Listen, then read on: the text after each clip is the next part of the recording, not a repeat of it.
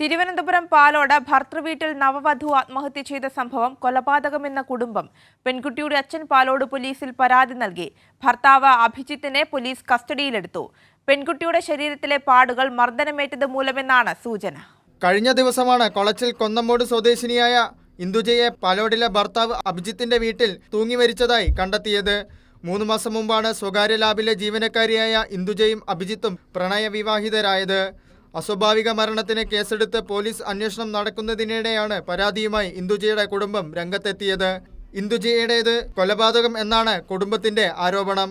വീട്ടിൽ കഴിഞ്ഞ ആഴ്ച വന്നിട്ട് അവളെ ദേഹത്ത് മൊത്തം മുറിവും കാര്യങ്ങളുണ്ടായിരുന്നു. അപ്പോൾ ഈ അഭിജിത്ത് എന്ന് പറഞ്ഞ എൻ്റെ മോടെ ഭർത്താവ് അവളെ ഉപദ്രവിച്ച് കെട്ടിത്തൂക്കി കൊന്നു. കൊലപാതകത്തിന് അവൻ്റെ പേരിന് കേസെടുക്കണം, അന്വേഷിക്കണം എന്നാണ് എനിക്ക് പറയാനുള്ളത്.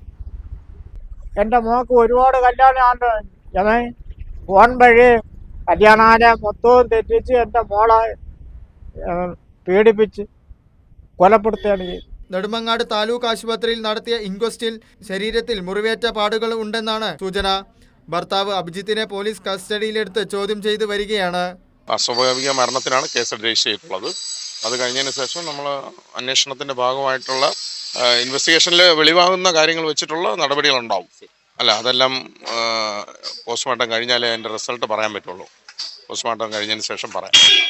വീട്ടിലെ കിടപ്പുമുറിയിലെ ജനാലയിൽ കെട്ടിത്തൂങ്ങിയ നിലയിൽ കണ്ടെന്നാണ് അഭിജിത്ത് പോലീസിന് മൊഴി നൽകിയത്. സംഭവത്തിൽ പോലീസ് വിശദമായ അന്വേഷണം നടക്കുകയാണ്. കൈരളി ന്യൂസ്, തിരുവനന്തപുരം.